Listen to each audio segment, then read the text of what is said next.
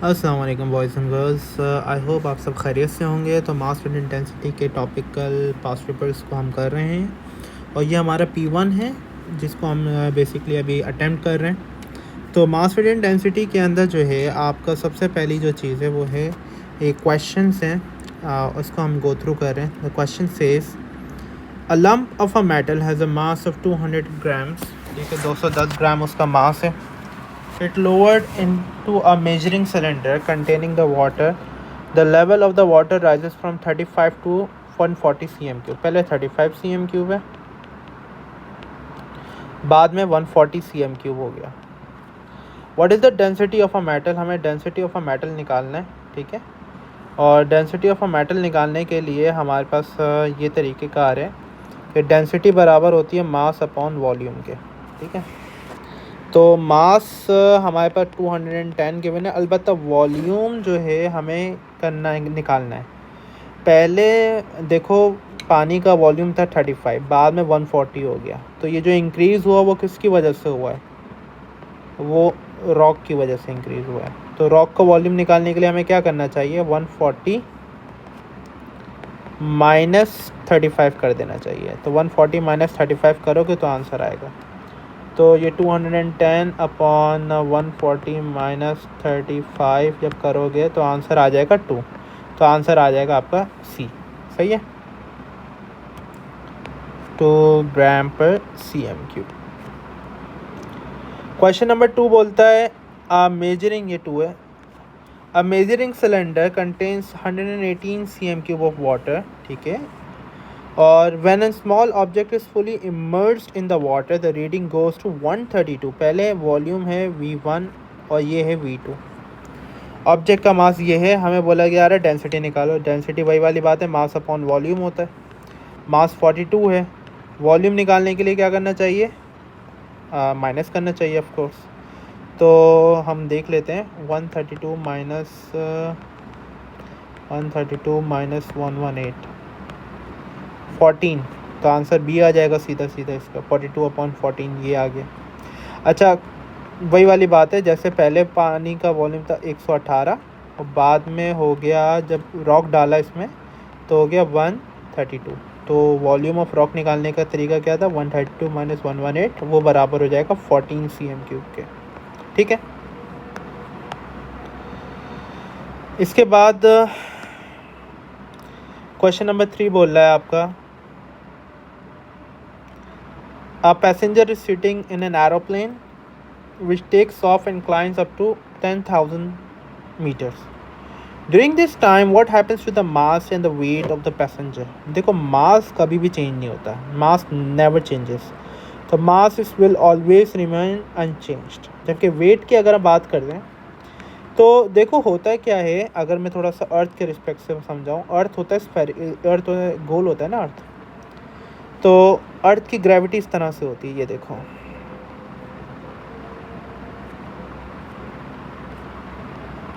ठीक है। ये अर्थ की ग्रेविटी इस तरह काम करती है।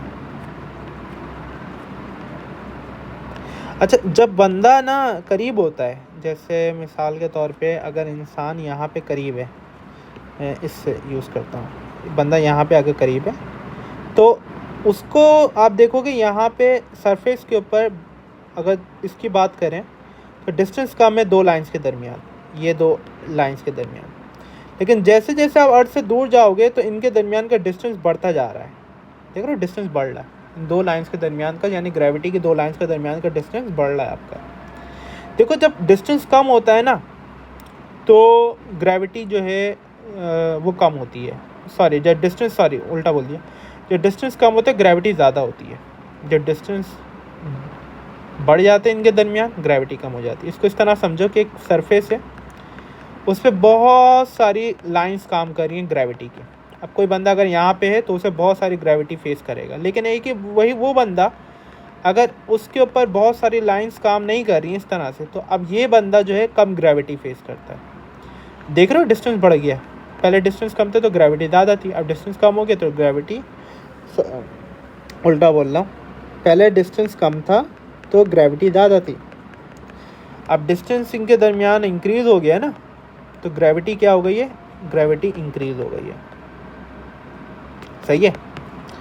तो मास जो है वो कम हो गया, सॉरी मास क्या बोले जा रहा हूँ, मास अनचेंज्ड है, ग्रेविटी कम हो जाएगी। जब ग्रेविटी कम हो जाएगी तो आपको पता है weight equals to mass time gravity होता है।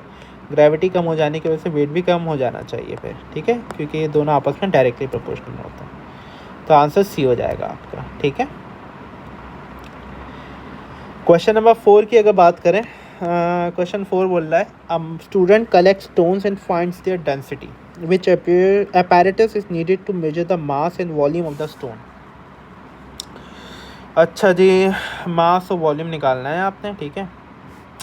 मास के लिए हमने पढ़ा है कि टॉप दो होते हैं मास के लिए ना। मास के लिए आप एक बीम बैलेंस इस्तेमाल कर लो, बीम बैलेंस, इलेक्ट्रॉनिक बैलेंस भी इस्तेमाल होता है मास के लिए।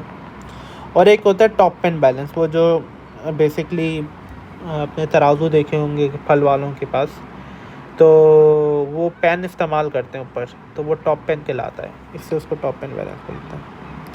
और वॉल्यूम जो होता है, हमने पढ़ा है कि वॉल्यूम ऑफ इर्रेगुलर सॉलिड्स जो निकलता है वो निकलता है हमारे किस चीज़ से, वॉल्यूम ऑफ इर्रेगुलर सॉलिड्स हमारा निकलता है यूजिंग अ मेजरिंग सिलेंडर। ये चीज़ पढ़ी थी ना हमने, यूजिंग अ मेजरिंग सिलेंडर, ठीक है। इसको हम उठा के अगर पॉसिबल है ड्रैग नहीं कर सकते, ठीक है, ये क्लोज कर देते हैं। तो मेजरिंग सिलेंडर और वाटर के थ्रू आप वॉल्यूम निकाल सकते हैं इरेगुलर ऑब्जेक्ट का। तो आराम से आप इसका आंसर सी कर दोगे, ठीक है। The mass of a paper clip is 0.5 grams and the density of its material is 8 grams. What the total volume of the paper clips? 20 cm cube. How many paper clips are there? अच्छा, अब ये single paper clip का मास है, ये single paper clip की density है। तो single paper clip का वॉल्यूम निकाल लेते हैं। सिंगल पेपर क्लिप वॉल्यूम निकालते हैं। वॉल्यूम जो होगा वो बराबर होता है मास अपॉन डेंसिटी के। मास हो गया 0.5, डेंसिटी है 8, 0.5 डिवाइड बाय 8, आपका आंसर आ जाएगा 0.0625, ठीक है।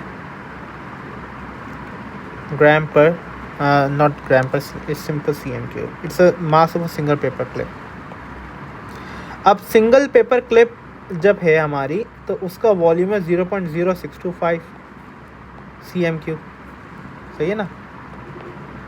तो जब हमारी 20 cm क्यूब होगा पेपर क्लिप का, तब हमारे कितने होंगे, क्रॉस मल्टीप्लाई करके आंसर निकाल लो। 0.0625 इज इक्वल टू 1 times 20, तो x will be equivalent to 20 upon 0.0625, 20 upon 0.0625, that is equivalent to 320 paper clips. सही है भाई, आंसर आ गया आपका। Question number 6, a paper is sold in packets labeled 80 gram per meter square. This means that the sheet of a paper of an area of 10,000 centimeter square is of 80 gram. The thickness of each sheet is this. What is the density? Density निकालनी है आपने। Density होती है mass upon volume, सही है भाई। अब ये बोला है 80 ग्राम पर मीटर स्क्वायर, इसका मतलब है 1 मीटर स्क्वायर के अंदर 80 ग्राम है, सही है भाई। अब ये है ऊपर मास, नीचे है एरिया, ठीक है। अब एक फॉर्मूला हमने पढ़ा था, that is volume is equal to area times height. तो अगर इस एरिया को हाइट से मल्टीप्लाई कर देंगे हम, तो ये क्या बन जाएगा, वॉल्यूम। हाइट की वैल्यू अगर देखो, थिकनेस की वैल्यू देखो 0.11, हाइट मतलब थिकनेस है 0.11, लेकिन प्रॉब्लम ये है कि मिलीमीटर्स के अंदर, इसको मीटर स्क्वायर के अंदर कन्वर्ट करने, मीटर के लिए कन्वर्ट करने का 10 की पावर -3 करना पड़ेगा। अब ये बन जाएगा वॉल्यूम। तो नीचे वाला पूरा क्या बन गया, पूरा बन गया है वॉल्यूम बन गया, ठीक है ना। अगर इस तरह कन्फ्यूजन हो रही है तो मैं यहाँ पे करके दिखा देता हूँ, 1 × 0.11 10 की पावर -3, तो आपके पास आंसर आ जाएगा 0.11 10 की पावर -3। Metre cube. तो डेंसिटी होती है मास अपॉन वॉल्यूम। मास है आपके पास 80 ग्राम्स, वॉल्यूम है आपके पास नॉट अच्छा एक गलती मुझसे हुई है, वो गलती ये हुई है मीटर स्क्वायर है। ये गलती ये हुई है कि जो आपकी डेंसिटी ऑफ पेपर है वो यहाँ पे cm क्यूब के अंदर है, तो इसका मतलब है 1 मीटर को भी कन्वर्ट करना पड़ेगा हमें। अरे हाँ, एक ये तो अच्छा हो गया, हमारे पास एरिया तो हमारे पास गिवन है, तो हम एक काम करते हैं, करेक्शन करते हैं वापस से। सही है, दोबारा से एक क्वेश्चन करते हैं। डेंसिटी निकालनी है भाई। डेंसिटी बराबर होता है मास अपॉन वॉल्यूम के, ठीक है। मास 80 ग्राम्स है। वॉल्यूम का फॉर्मूला होता है एरिया इंटू थिकनेस। एरिया ये रहा, डेट इज़ 10,000। थिकनेस में जो है 0.11 है, 0.1 में मिलीमीटर से 10 की पावर मिलीमीटर्स को सेंटीमीटर के अंदर कन्वर्ट करने के लिए 10 की पावर -1 सिंपल डिवाइड बाय 10 कर देते हैं बाय द वे। तो इसको आप सॉल्व करो, 10,000 इंटू 0.11 इंटू 10 उस द पावर -1, इसका आंसर आ जाएगा 110। तो ये 110 लगाओ यहाँ पे आप। 80 divided by answer is equal to 0.72। सही है, 0.73 आ जाएगा, 0.73 आंसर सी आ गया। इस तरीके से सॉल्व होगा, ठीक है। क्वेश्चन नंबर 7, यार क्वेश्चन नंबर 7 बहुत इजी है, तो ये आप खुद करोगे। क्वेश्चन नंबर 8 पे आ जाओ। 4 objects are situated in places with different gravitational field strength, which object had the greatest weight? Weight निकालना है। वेट होता है मास टाइम्स ग्रेविटी। हर एक ऑप्शन का मास भी गिवन है, ग्रेविटी भी गिवन है, तो सिंपल वेट निकाल लो। तो पहला जो है हमारे पास मास है 3 इंटू ग्रेविटी है 10.4, आंसर आ जाएगा हमारे पास 31.2 न्यूटन। दूसरे की अगर हम बात करें तो दूसरा है हमारे पास 3.5 times 9.5, that is equal to 33.25 newton. तीसरे की अगर हम बात करें तो वो हो जाएगा 4 times 10.2, that is equal to 40.8 newton. चौथे की बात करें तो that is 4.5 times 9, 4.5 times 9, that is equal to 4.5 times 9 40.5। तो सबसे ज़्यादा सी है, इसलिए आंसर सी हो जाएगा। फिर greatest 4 rocks on different planets have masses and weights shown, which planet have the greatest gravitational field strength? Gravity सबसे ज़्यादा किसकी होगी? ग्रेविटी होती है भाई वेट अपॉन मास। तो वेट डिवाइड बाय मास करना, यानी 14 डिवाइड बाय 2 करना है। यहाँ पे 14 डिवाइड बाय 2 करो, आंसर आएगा 7। 20 divide by 2.5, 20 divide by 2.5, answer आ जाएगा 8। 21 डिवाइड बाई 3 करना है, आंसर आ जाएगा 7। 19 डिवाइड बाई 3.5, आंसर आ जाएगा 5.4। सही है, तो आंसर क्या हो जाएगा आपका? सबसे ज़्यादा किस में आ रही है? बी में आ रही है, बी आंसर हो जाएगा। Question number 10, A stone has a mass of 390 grams and the density of 2.7 gram per cm cube। सही है, कोई प्रॉब्लम नहीं है। ये स्टोन का मास आ गया, मास ऑफ स्टोन, और डेंसिटी ऑफ स्टोन आ गई। The cooking oil has the density, cooking oil है उसकी डेंसिटी गिवन है 0.9। Which mass of oil has the same value volume as of the stone? हमें मास निकालना है एक्चुअली, क्योंकि ऑप्शन में हमें मास गिवन है, लेकिन वॉल्यूम हमें बोला है स्टोन के बराबर है वॉल्यूम। अच्छा, density of oil density of oil बराबर होता है mass of oil upon volume of oil. सही है, बात ये है कि mass of oil is equal to density of oil multiply by volume of oil. Density of oil तो हमारे पास गिवन है, वो प्रॉब्लम नहीं है। ये रही, मास ऑफ ऑयल हमें निकालना है, वॉल्यूम ऑफ ऑयल अवेलेबल नहीं है। लेकिन वॉल्यूम ऑफ ऑयल के बारे में उसने एक बात बोली है कि वो उसका वॉल्यूम जो है ना स्टोन के वॉल्यूम से सेम है। तो अगर स्टोन का वॉल्यूम निकाल लोगे ना तो वो इसके वॉल्यूम के बराबर आ जाएगा। चलो अब निकालते हैं। अब density of stone equals to mass of stone upon volume of stone. सही है भाई। तो वॉल्यूम ऑफ स्टोन बराबर हो जाएगा mass of stone upon density of stone. Cross कर दिया ना, इसको इधर लेके चला गया हूँ, उसको उधर। मास ऑफ स्टोन कितना है 390, वॉल्यूम ऑफ स्टोन कितना है, सॉरी डेंसिटी ऑफ स्टोन कितनी है 2.7। तो 390 डिवाइड बाय 90 डिवाइड बाय 2.7 करो, आंसर आ जाएगा 144.4 cm3। तो ये इस्तेमाल करना है तुमने यहाँ पे। Mass of oil equals to density of oil multiply by volume of oil. Density of oil है 0.9, वॉल्यूम ऑफ ऑयल 144.4 निकाला है, आंसर मल्टीप्लाई बाय 0.9, आपका आंसर आ जाएगा 130 ग्राम्स। पूरा सेम आंसर आ रहा है, सही है। Question number 11, the diagram shows two objects on a beam balance in equilibrium which need not be the same. कौन सी दो चीज़ें सेम नहीं होनी चाहिए। नंबर 1 लिखा हुआ है मासेस ऑफ टू ऑब्जेक्ट। देखो अगर ऑब्जेक्ट के मास सेम नहीं होंगे, एक तराजू में ज़्यादा मास डालोगे, दूसरे तराजू में कम मास डालोगे, तो क्या ऑब्जेक्ट बैलेंस हो जाएगा। तो कॉमन सेंस, जैसे अब फल वाले की दुकान पे भी देखा होगा आपने, अगर वो दोनों में सेम मास ना डाले तो क्या वो बैलेंस होगा, नहीं होगा। तो मास सेम होना चाहिए, ये ऑप्शन गलत हो जाएगा। The moment about the pivot of the two object. अब मोमेंट की बात है, एक होता है क्लॉकवाइज, दूसरा होता है एंटी क्लॉकवाइज, सही है। अब मिसाल के तौर पे अगर हमारा क्लॉकवाइज ज़्यादा हो जाएगा तो ये तो ऐसा हो जाएगा ना, फिर तो बीम, ये जो सीधा बीम है अभी आपके पास, ये बीम टिल्ट हो जाएगा। अगर एंटी क्लॉकवाइज ज़्यादा हो तो ये टिल्ट हो जाएगा। तो इक्विलिब्रियम में होने के लिए दोनों का मोमेंट का सेम होना ज़रूरी है। तो ये भी नहीं हो सकता, क्योंकि वो बोल रहा है कि दो चीज़ें सेम होना क्या ज़रूरी नहीं है, मास का सेम होना भी ज़रूरी है, मोमेंट का सेम होना भी ज़रूरी है। फिर लिखा हुआ है वेट। अगर लेट से ये 5 न्यूटन आ गया, ये भी 5 न्यूटन आ गया, तो दोनों का वेट बराबर होगा तभी तो बैलेंस होगा। अगर एक का वेट 10 न्यूटन हो गया, लेट से इसका 10 न्यूटन हो गया, तो फिर तो ये टिल्ट हो जाएगा इस तरीके से, ये नीचे आ जाएगा, ये ऊपर चला जाएगा। इसी तरीके से इसके साथ भी हो सकता है, तो ये भी ऑप्शन गलत हो जाएगा। लेकिन एक चीज़ है वॉल्यूम, वो सेम होना ज़रूरी नहीं है। ऐसा क्यों? आपने दुकान पे भी देखा होगा कि एक तरफ फल वाला क्या करता है, 5 kg का छोटा सा एक ब्लॉक रखता है, दूसरी तरफ इतने सारे फल रख देता है। तो दोनों का क्या वॉल्यूम सेम है? ये वॉल्यूम ज़्यादा है, फल का वॉल्यूम ज़्यादा होता है, मोर होता है, और ये लेस वॉल्यूम होता है, फिर भी वो बैलेंस हो जाते हैं। क्यों बैलेंस हो जाते हैं? क्योंकि वॉल्यूम का सेम होना ज़रूरी नहीं है। इसलिए आंसर इसका सी हो जाएगा, ठीक है।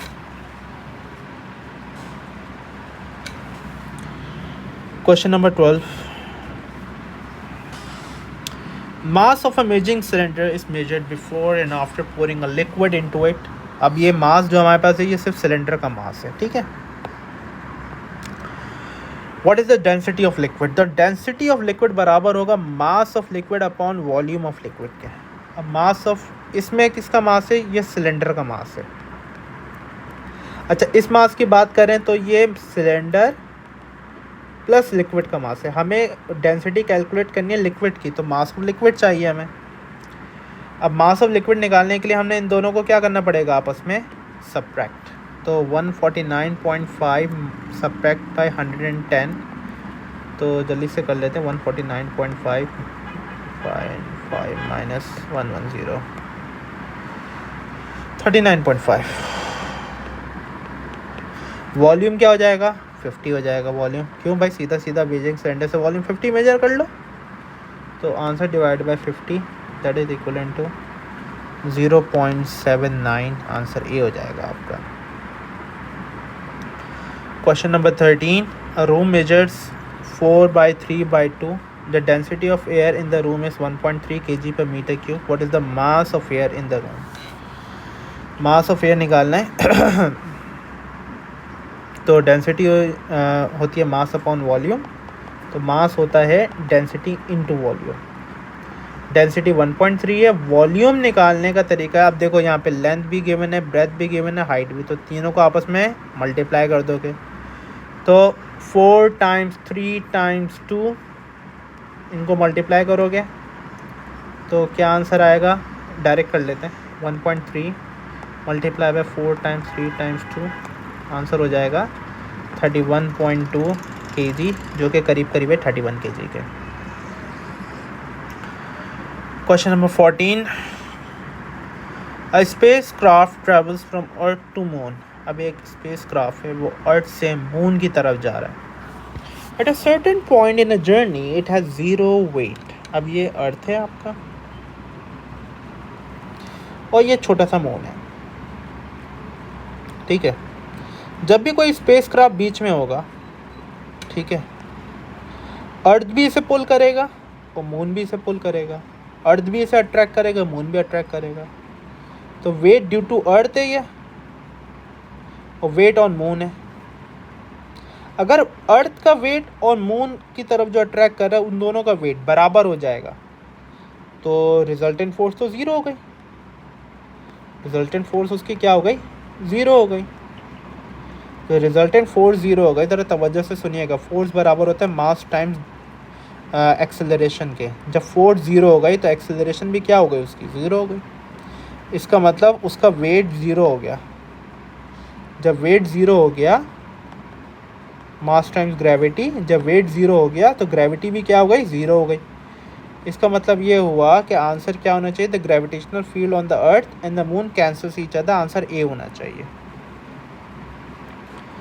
ठीक है भाई। ये तरीके का है।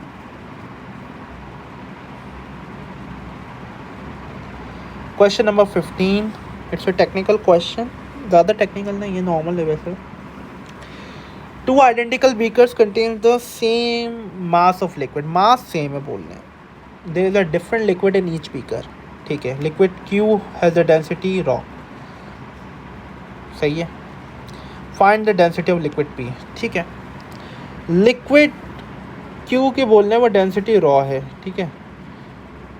Density of liquid Q is equals to mass of liquid Q upon volume of liquid Q। होना चाहिए कि नहीं होना चाहिए? बिल्कुल होना चाहिए। अब डेंसिटी ऑफ लिक्विड Q बोल रहा है वो रॉ है, मास M ले लेते हैं, वॉल्यूम हमारे पास जो है ले लेते हैं 3H, ठीक है। तो डेंसिटी बराबर हो गई इस चीज़ के हमारा, ठीक है। तो बेसिकली अगर मैं शॉर्ट टर्म्स में बात करूँ तो मास, डेंसिटी नहीं बोलना चाहिए मुझे, बोलना चाहिए इसका जो मास है, ये आपका तरीका हो गया। मास बराबर हो गया 3H इंटू डेंसिटी के। अब हम आ जाते हैं P पे। डेंसिटी ऑफ P बराबर होना चाहिए mass of P upon volume of P।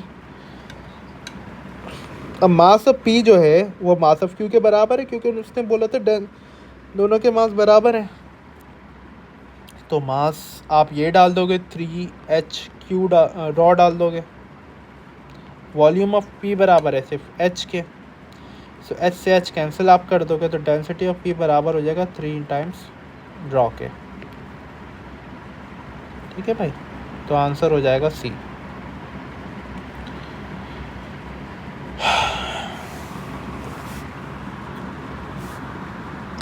A person, अच्छा ये वाला मेरे ख्याल से मैं करवा चुका हूँ। बेसिकली ये वाला क्वेश्चन मैंने डायरेक्टली नहीं करवाया, लेकिन इसका कॉन्सेप्ट मैं ज़रूर डिस्कस कर चुका हूँ यहाँ पे।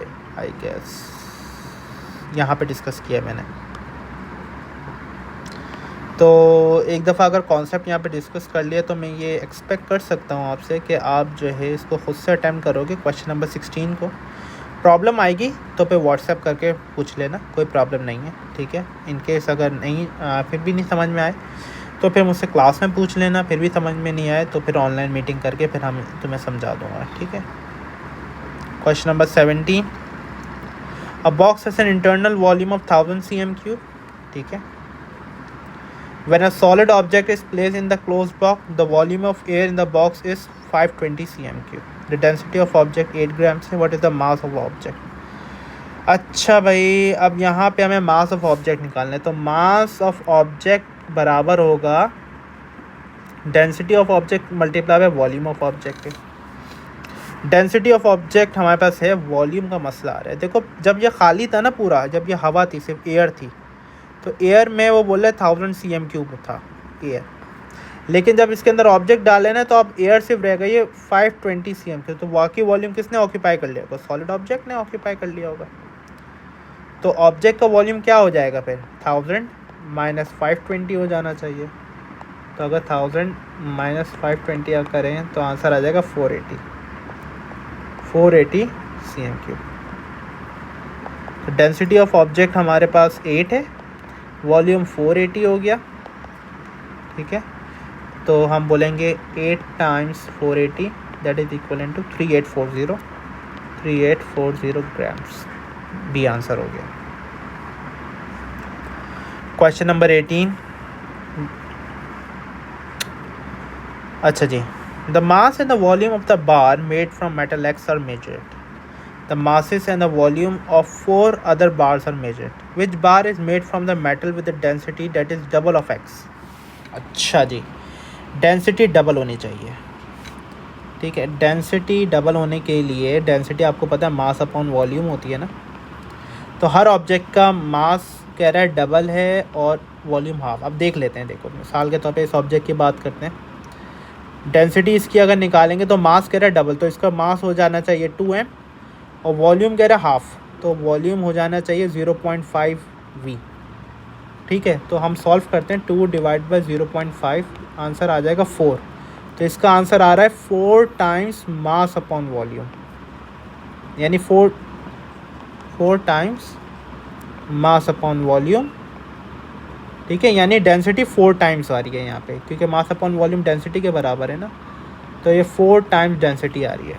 ये तो नहीं हो सकता। अगर यहाँ पे आओ दूसरे वाले पे, डेंसिटी हमारी बराबर है हाफ मास, 0.5 मास, और वॉल्यूम हमारा सेम है, तो ये तो सिंपल 0.5 डेंसिटी आ गई। अब तीसरे वाले पे आओ ज़रा। तीसरे वाला जो है कह रहा है कि डेंसिटी है हमारी, समझें मास है हमारा सेम, वॉल्यूम हमारा डबल है 2v, तो 1/2 आपको पता है, 1/2 टाइम्स मास अपॉन वॉल्यूम हो गया। ये तो हाफ हो गया उल्टा, 1/2 टाइम्स डेंसिटी हो गई, तो ये तो सेम नहीं हो सकता। अच्छा, आप इस वाले पे आओ ज़रा। Density equals to mass upon volume होता है, मास इसमें सेम है, वॉल्यूम कह रहा है हाफ, 0.5 v। अच्छा, 1/0.5 करो तो आंसर आएगा 2, ठीक है। इसका मतलब है कि 2 टाइम्स मास अपॉन वॉल्यूम हो रहा है, ठीक है। तो इससे क्या पता चला, ये क्या हो गया, डबल हो गया, ये 2 आया है यहाँ पे, तो ये आपका आंसर डी हो जाएगा इसमें। ये थोड़ा सा टेक्निकल सवाल था, थोड़ा सही से देख लेना इसे। Question number 19। The weight of a stone is found using a newton meter and its mass is found using a pan balance. Mass, weight. The experiment is carried out on Earth and on the Moon. For each meter, it is its reading same or different on the Earth or the Moon? देखो, मास तो change नहीं होता ना, तो जब mass change नहीं होता तो नो चेंज होना चाहिए रीडिंग में भी यहाँ पे। जबकि वेट चेंज हो जाता है, ग्रेविटी पे डिपेंड करता है। आपको पता है मून पे ग्रेविटी कम होती है, 1.6 होती है न्यूटन पर केजी, तो अर्थ पे ग्रेविटी ज़्यादा होती है, तो वेट आपका चेंज हो जाना चाहिए, ठीक है। तो न्यूटन मीटर की रीडिंग डिफरेंट होनी चाहिए और मास की रीडिंग टॉप एंड की सेम, इसलिए आंसर बी होना चाहिए इसका। Question number 20। अच्छा, ये वाला आप थोड़ा सा तुम लोग खुद से करोगे, मैं तुम लोग के ऊपर छोड़ लो। Question number 21। Which object has the smallest density? तो हर पर्टिकुलर ऑब्जेक्ट, जैसे ए है, हर पर्टिकुलर ऑब्जेक्ट की डेंसिटी निकाल लो। Density equals to mass upon volume. इसका मास है 20, वॉल्यूम है इसका 4 आ जाएगा। इसकी देखो, density equals to mass upon volume, mass है इसका 20, वॉल्यूम है 10, तो आंसर 2 आ जाएगा। आप डी का देखो, density equals to mass upon volume होता है, मास है इसका 10, वॉल्यूम भी 10 है, तो आंसर 1 आ जाएगा। इसका देखो, density equals to mass upon volume, mass इसका 10, वॉल्यूम इसका 5 आ जाएगा, तो आंसर आ जाएगा 2। तो सबसे छोटी आपका डी आंसर आ जाएगा। ये ऑलरेडी हम कर चुके हैं। ऑलरेडी आपको पता है न्यूटन मीटर से आपका वेट मेजर होता है और बीम बैलेंस से mass. Question number 23 is a simple question. इसमें मुझे कोई रॉकेट साइंस लगाने की ज़रूरत नहीं है। अगर आपको ये वाला कॉन्सेप्ट आता है इस चीज़ का, जिसको मैं मल्टीपल टाइम ऑलरेडी एक्सप्लेन कर भी चुका हूँ, तो वो क्वेश्चन नंबर 23 आराम से हो जाएगा। क्वेश्चन नंबर 24, हाँ 24 एक इंटरेस्टिंग क्वेश्चन है। Which statement about the mass is correct? Mass is density divide by volume, पहले तो ये है। अगर डेंसिटी का फॉर्मूला याद करें मास अपॉन वॉल्यूम होता है, तो मास होना चाहिए डेंसिटी टाइम्स वॉल्यूम, यानी डेंसिटी मल्टीप्लाई बाय वॉल्यूम। ये क्या कर रहा है, डिवाइड कर रहा है, तो ये तो गलत हो गया सीधा सीधा। डेंसिटी और वॉल्यूम डिवाइड थोड़ी ना होंगे, ये मल्टीप्लाई होने चाहिए। Mass is the amount of space occupied by the, it's not amount of space, it's amount of matter in an object, in a body, तो ये भी गलत है। Mass is weight multiplied by gravitational field, weight का formula होता है mass times gravity, तो mass होना चाहिए weight upon gravity, it's not multiplied, it's divide, तो ये भी गलत, और डी आंसर हो जाएगा फिर सीधा सीधा। Mass resist a change in motion, yes, and this is called inertia, inertia कहलाता है आपका। सही है भाई। आगे बात करते हैं question number 25। To cylinders P and Q R made of copper, ये भी कॉपर का बना है, ये भी copper. The height of P is twice the height of Q, सही है भाई, डबल है। The diameter of P is the half the diameter of Q, ठीक है, तो स्टेटमेंट इज करेक्ट। भाई दोनों अगर कॉपर के बने हुए ना, मटेरियल सेम है, तो मटेरियल सेम होने का मतलब है डेंसिटी सेम होगी भाई। ये बात हम बता भी चुके हैं क्लास के अंदर कि दो ऑब्जेक्ट, चाहे उनका जो भी शेप हो, चाहे उनका जो भी वॉल्यूम हो, चाहे उनका जो भी मास हो, अगर दोनों सेम मटेरियल के बने हुए हैं तो उनकी डेंसिटी सेम होगी। तो सीधा सीधा इसमें आपने कोई कैलकुलेशंस वगैरह परफॉर्म नहीं करनी थी, सी आंसर लगाना है, नथिंग एल्स। क्वेश्चन नंबर 26, ये मुझे बताने की ज़रूरत नहीं है, आपको आना चाहिए। क्वेश्चन नंबर 27, आपके पास डेंसिटी गिवन है, मास आपने कैलकुलेट करना है, वॉल्यूम आप कर सकते हो length times breadth times height. Density का फॉर्मूला लगाओगे mass upon volume, mass will be equal to density times volume, ठीक है। इन दोनों को हमने मल्टीप्लाई कर देना है, इसको उधर लेके चले जाओगे आप लोग। डेंसिटी 2.5 है, वॉल्यूम कैलकुलेट कर लोगे आप इसके ज़रिए से, वो वॉल्यूम आपने यहाँ पे पुट कर देना है और मास को कैलकुलेट कर लो। Which piece of equipment is use to measure mass, balance of course.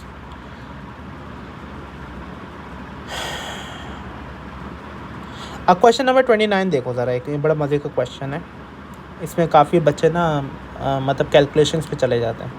A body of mass 10 kg falls freely in a gravitational field to the moon has a surface acceleration of 1.6 metre per second square, what is the gravitational field on the moon. अब जिस acceleration के साथ वो गिरता है वही acceleration of free fall होती है, वही तो उसकी ग्रेविटी होती है। अच्छा बच्चे क्या करते हैं, उसका कैलकुलेशन परफॉर्म करना शुरू करते हैं, तो आंसर इसका बी आ जाएगा, सिंपल। मैं अर्थ की एग्जांपल देना चाहूँगा कि अर्थ के ऊपर जब कोई भी चीज़ गिरती है तो उसकी इनिशियल एक्सेलरेशन होती है 9.8 या 10 मीटर पर सेकेंड स्क्वायर, और अर्थ की ग्रेविटी भी कितनी होती है 9.8 या फिर 10 मीटर पर सेकेंड स्क्वायर। तो भाई इनिशियली जो प्लैनेट की ग्रेविटी होती है ना, वही ऑब्जेक्ट की गिरने में एक्सेलरेशन होती है। तो ये आप देख लीजिएगा, इलेक्ट्रॉनिक बैलेंस है। What is the unit of weight, unit of weight newton होता है। इलेक्ट्रॉनिक बैलेंस मास मेजर करता है, ये बोल भी रहा है, तो मास का यूनिट ग्राम्स होता है, तो इससे आंसर बी हो जाएगा इसका। क्वेश्चन नंबर 31 डिस्कस कर चुके हैं। Question number 32, it's an interesting question again. अब यहाँ पे उसने बोला है कि दो ब्लॉक से उनको ज्वाइन किया है, एक डेंसिटी है एक की 6 है और दूसरे की डेंसिटी 9 है। One block has the density 6 and the other has the 9। What is the overall density of the two blocks join together, overall density निकालनी है। इसको बोलते हैं कॉम्पोजिट डेंसिटी या कंबाइंड डेंसिटी। कंबाइंड डेंसिटी निकालने का तरीका है कि दोनों के मासेस को ऐड कर दो और दोनों के वॉल्यूम को ऐड कर दो और फिर आपस में दोनों को डिवाइड कर दो। अब सवाल ये पैदा होता है कि मासेस कैसे निकलेंगे, तो आप इसका मास आपने अलग कैलकुलेट करना है, इसका मास अलग कैलकुलेट करोगे। कैसे करोगे भाई, यहाँ पे देखो मास बराबर होता है डेंसिटी टाइम्स वॉल्यूम। डेंसिटी आपके पास इस वाले ब्लॉक की गिवन है, ब्लॉक नंबर 1 कह देते हैं इसको, ब्लॉक नंबर 2।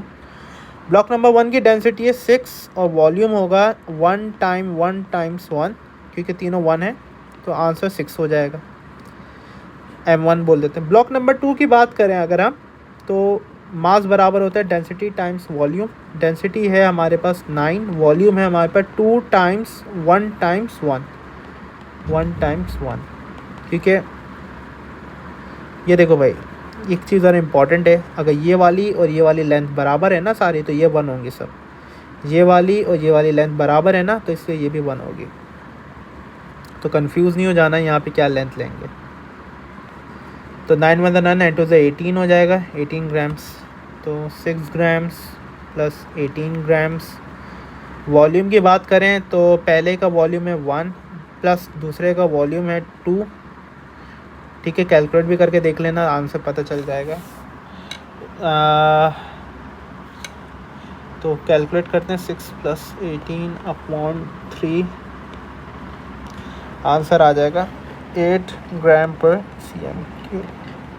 सी आंसर आ जाएगा। अच्छा, एवरेज निकालने की कोशिश नहीं करना, क्योंकि एवरेज के तरीके से नहीं किया जाता ये। ठीक है, आपने बिल्कुल प्रॉपर इसकी कैलकुलेशंस करनी होती है। तो इसको दोबारा देख लेना सही से। लिखा हुआ है, what happens to an object when it moves to a location where gravitational field strength is slightly greater. Gravity ज़्यादा होती है, वेट ज़्यादा हो जाएगा, और क्या होगा, ग्रेविटी अगर बढ़ेगी तो वेट बढ़ जाएगा। सिंपल सी आंसर हो जाएगा। 34 कर चुके हैं, 35 आप देख लीजिएगा, थोड़ा इजी टाइप क्वेश्चन है। क्वेश्चन नंबर 36 में डिस्कस ज़रूर करना चाहूँगा। क्वेश्चन नंबर 36 के हवाले से अगर हम बात करें तो 36 बोल रहा है कि the density of gold is 19 ग्राम पर cm3। The gold has a thickness और एरिया हमें गिवन है, मास ऑफ कॉइन निकालना है, डेंसिटी भी गिवन है। तो ज़ाहिर है आपको समझ में आ गया कि mass equivalent to density times volume होता है। डेंसिटी 19 है, लेकिन वॉल्यूम का मसला है। अब देखो, वॉल्यूम में हम लगाएंगे एरिया इंटू हाइट। ये कैसे पता चला, क्योंकि यहाँ पे एरिया गिवन है और थिकनेस गिवन है हमें। तो एरिया 4.5 हो जाएगा, थिकनेस हमारे पास 2 है, तो 2 / 10 करोगे तो आपका सेंटीमीटर में कन्वर्ट हो जाएगा। 4.5 × 2/10, तो आंसर हो जाएगा 0.9। तो वॉल्यूम आपका 0.9 हो जाएगा। 0.9 × 19 करोगे, आंसर हो जाएगा 17.1 ग्राम्स, यानी 17। अच्छा, मैं एक थोड़ी सी छोटी मोटी कन्वर्जन बताऊं। 1 सेंटीमीटर आपका बराबर होता है 10 मिलीमीटर्स के। ठीक है, और 1 मीटर बराबर होता है 100 सेंटीमीटर्स के। इसके अलावा जो है 1 मीटर बराबर होता है 1000 मिलीमीटर्स के। ये 3 कन्वर्जन आपको पता होनी चाहिए, बेसिक कन्वर्जन है, इसलिए मैंने डायरेक्टली कर दिया यहाँ पे। बाकी इजी क्वेश्चंस हैं।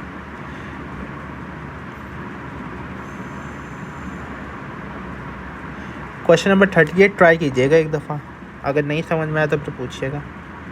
39 इजी है। क्वेश्चन नंबर 40, क्वेश्चन नंबर 40 थोड़ा सा टेक्निकल क्वेश्चन है।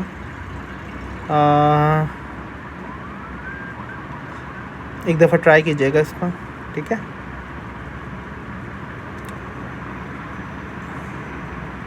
Question number 41, it's an easy question. Question number 42, simple density का फॉर्मूला पूछता है, that is mass upon volume, ये आंसर हो जाएगा।